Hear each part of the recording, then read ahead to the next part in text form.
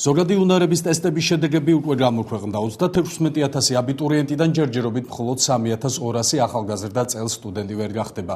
მათ ზოგადი უნარების ტესტებში მინიმალური 21 ქულა ვერ დააგროვეს. შედეგები გამოცდების ეროვნული ცენტრის ვებგვერდზე უკვე დაიდო, სადაც სპეციალურ საძიებო სისტემაში აბიტურიენტის საიდენტიფიკაციო მონაცემების ჩაწერის შემთხვევაში აბიტურიენტი ტესტურ დავალებაში მიღებულ ქულას შეიტყობს. თუმცა ცოტა ხნის წინ ამ ვებგვერდზე პრობლემები შეიქმნა, რაც გამოცდების ეროვნული ცენტრის ინფორმაციით მალე მოკლე დროში მოგვარდება. გარდა ამისა, გამოცდების შედეგებს აბიტურიენტები საგამოცდო ცენტრებში გაეცნობიან. მათ ასევე შეუძლიათ მოკლე ტექსტური შეტყობინება გააგზავნონ ნომერზე 62-32 და გამოცდაზე მიღებული ქულა მოკლე ტექსტური შეტყობინების საშუალებით მიიღონ. ერთიანი ეროვნული გამოცდების შედეგების გამოქვეყნება 10 აგვისტოს დასრულდება სააპელაციო განცხადებების განხილვისა და მონაცემის დამუშავების შემდეგ კი საბოლოო შედეგები და ჩარიცხვის სია 20 აგვისტოს გამოქვეყნდება. ერთიანი ეროვნული გამოცდები 1 ივლისს დაიწყო და 23 ივლისს დასრულდა. იყო ბევრი საუბარი მასთან დაკავშირებით, რომ კონკრეტული ვარიანტი უფრო რთული აღმოჩნდა და ასე შემდეგ. ძალიან მოხარული ვარ იმასთან დაკავშირებით, რომ ფაქტურად ყველა 4-ვე ვარიანტი თანაბარი სირთულის აღმოჩნდა. მიზერულია განსხვავება სირთულის დონეებს შორის, თუმცა ესკალირების მეთოდის მეშვეობით სწორდება.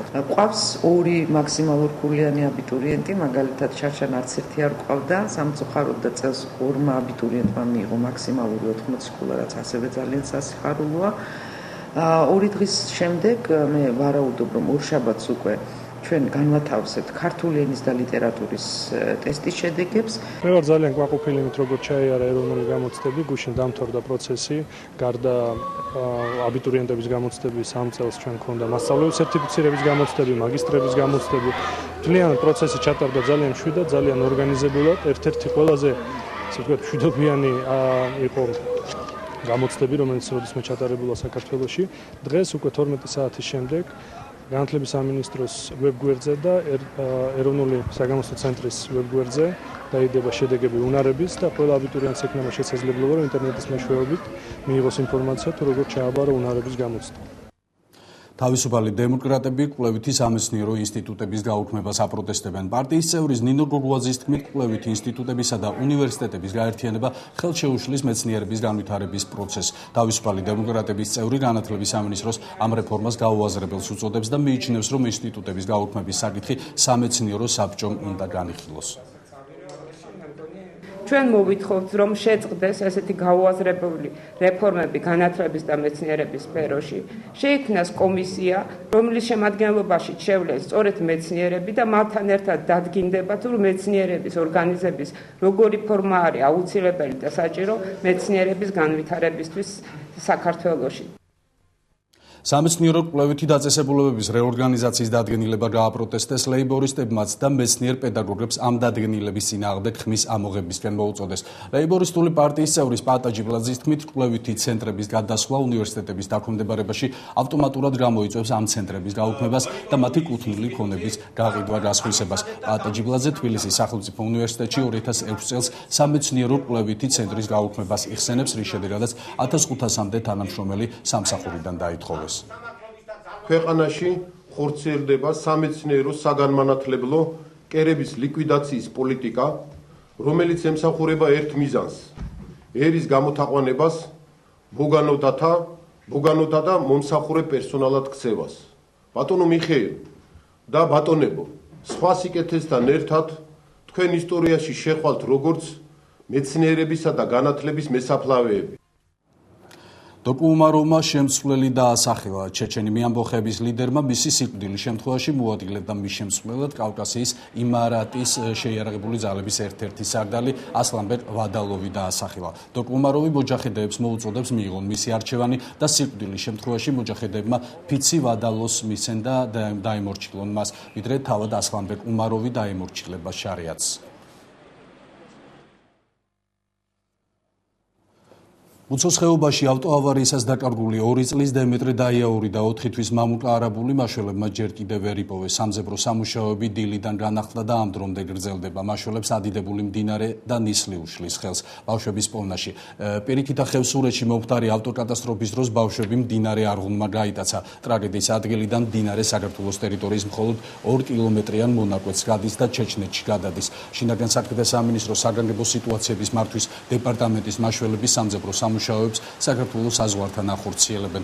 საქართველოს რუს მესაზღვრეებს უკვე შეატყობინა მომხდარის შესახებ და თხოვნით მიმართა ბავშვების პოვნის შემთხვევაში ქართულ მხარეს შეატყობინონ. პირველი სმენა წამოვიდა და ახლა მიდის მეორე სმენა.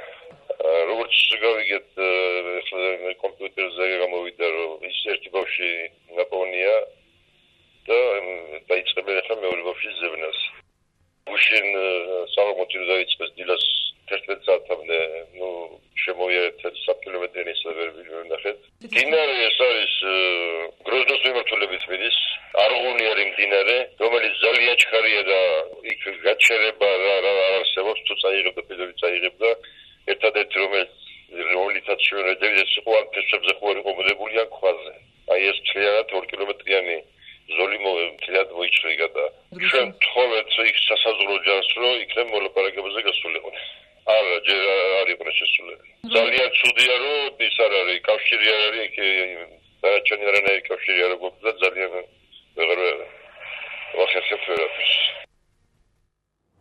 უცოს ხეობაში უბედური შემთხვევა 22 ივლისს საღამოს მოხდა. ჯიპის ტიპის ავტომანქანა, რომელშიც 10 ადამიანი იმყოფებოდა, ხრამში გადავარდა. 7 ადამიანი, მათ შორის 3 მცირეწლოვანი ბავშვი დაიღუპა. გარდაცვლილთა შორის არიან პოეტი შატილის თემის საკრებულოს წევრის გელა დაიაურის მეუღლე, მცირეწლოვანი შვილები და ცოლის და ასევე დაიაურის მეჯვარე ბერდი არაბული მეუღლი და 4 თვის ბავშვით. თავად გელა დაიაურმა და მისმა ცოლისმა 19 წლის თორნიკე ქუმსიაშვილმა ავარიის დროს მცირე დაზიანებები მიიღეს. მანქანაში მყოფი კიდევ ერთი გადარჩენილი მგზავრი თევნა ჭინჭარაული რესპუბლიკური საავადმყოფოდან უკვე გაწერეს. არ ვიცით რომ შატელში იყვნენ გადასულები და მეტი არაფერი არ ვიცით. რომ დაიხოცნენ ეგ გავიგეთ რა და სიმარზე მეტი ვართ. ძალიან კარგი ოჯახი რა. არ ვიცი როგორ უნდა ახსნა ადამიანმა ისეთი ოჯახი იყო. უაღრესად პატიოსანი, ერთგული. გაგებული რა არ ვიცი რა უბრალოდ ჭირს ისეთ ადამიანზე ლაპარაკი როგორც ბერდო და სოფო იყვნენ და ძალიან ცუდი სიტუაცია ხონდეთ ეგ ვიცი. უშინვე დაღუპულთა ოჯახის წევრებს და ახლობლებს სამძიმარი გამოუცხადა საქართველოს პრეზიდენტმა. და გუშინ როცა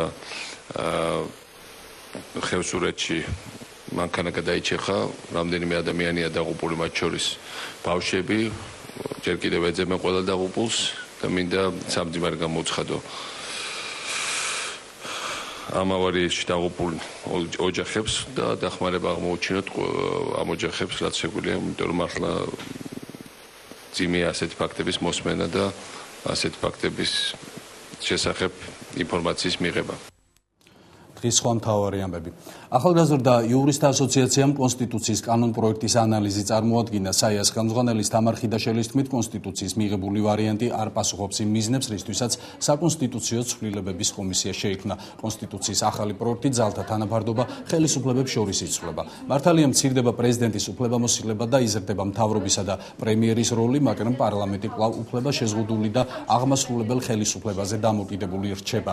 პრობლემებია საბიუჯეტო პასუხისმგებლობის, მთავრობის ფორმირებისა და სასამართლოს კუთხიდაც. თამარ ხიდაშელის თქმით, მისი ორგანიზაციის ვენეციის კომისიისა და ბერლინის კონფერენციის შენიშვნები არ იყო გაზიარებული საკონსტიტუციო კომისიის მიერ. ახალგაზრდა იურისტები, რომლებიც საჯარო განხილვების საპარლამენტო კომისიაშიც არიან ჩართულები, დებატებში აქტიურ მონაწილეობას აპირებენ. საია ასევე გეგმავს რეგიონებში გასვლას და სამოქალაქო საზოგადოების ინფორმირებას. მართალია მცირდება პრეზიდენტის უფლებამოსილება, მაგრამ ის რჩება პოლიტიკური პროცესების მონაწილედ. ჩვენ მივიღეთ ძალიან ძლიერი მთავრობა ანგარიშვალდებულების ათანადო მექანიზმების გარეშე. ჩვენ მივიღეთ პარლამენტი, რომლის საკანონმდებლო ფუნქციები დაკნინებული არის. ჩვენ მივიღეთ პარლამენტი, რომელსაც ეშინია მთავრობის პასუხისმგებლობის საკითხის დაყენება დათხოვნის შიშით, ვინაიდან ეს ძალიან რთული პროცედურაა და ფაქტურად შეუძლებელია ამის განხორციელება. ჩვენ მივიღეთ ისეთი პროექტი, სადაც უმრავლესობას უკვე აღარ დაჭირდება კონსულტაციები, საპარლამენტო ოპოზიცია კომისიასთან მნიშვნელოვან საკითხებზე გადაწყვეტილების მისაღებად, იმიტომ რომ ორგანული კანონი უქმდება და ჩვენ შენიშვნების ნაწილს იზიარებდა ვენეციის კომისია, ნაწილს იზიარებდნენ გერმანელი ექსპერტები, ანუ ხელისუფლებას ჰქონდა სულ სხვადასხვა ტიპის არგუმენტები სხვადასხვა საკითხთან მიმართებაში.